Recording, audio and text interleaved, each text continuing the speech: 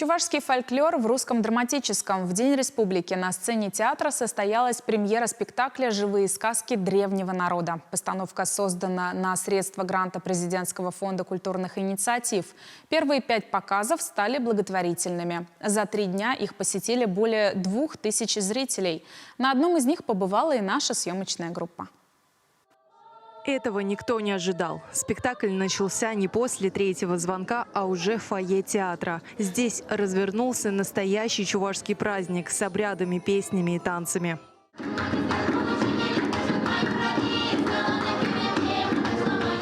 Мы со студентами показали фрагмент девичника. Это предсвадебный обряд, ну и приход жениха за невестой. Это самый сокровенный, самый древний обряд любого народа. Он хорошо сохранился в Чувашии. В зале зрителей ждало еще более удивительное представление. В спектакле приняли участие не только артисты театра, но и 3D-герои. Кстати, такой формат впервые применяется в нашем регионе. Перестань баловаться и ложись скорее спать.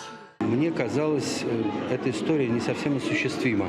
Ну, во всяком случае, я думал, что нам не хватит и мощностей нашего оборудования, и 3D-герои с живыми актерами в театре как-то не совсем логично казалось мне на тот момент. Но после первых репетиций мы поняли, что да, мы на верном пути.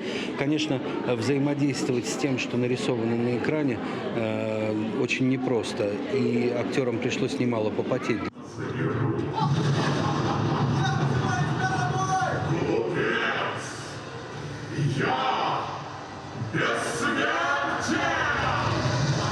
Бороться со злым волшебником Хурзугалом, главным героем Сарпеке и богатырю Тудимиру помогали зрители. Они тоже стали участниками спектакля.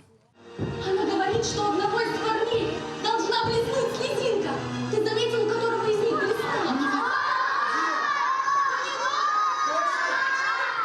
Живые сказки древнего народа не только о добре и зле. Они о том, как важно сохранить традиции, язык и культуру нашего региона. Гордиться, что мы родились именно в Чувашии. Не на дне волшебного сундука, а в вас продолжатся традиции нашего древнего народа. Язык, культура. И, конечно же, традиция – это огромный дар, но и в то же время это ответственность. Это наша ответственность перед нашими предками.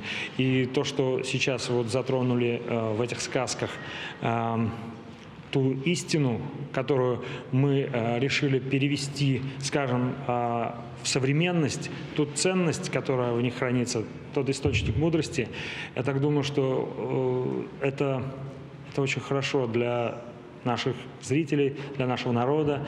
Спектакль ждет долгая и счастливая жизнь, уверены в театре. Кстати, в следующий раз живые сказки древнего народа покажут 20 августа. Ведь 2 июля РДТ уходит на каникулы. Екатерина Данилова, Андрей Шоклев, Вести Чувашия.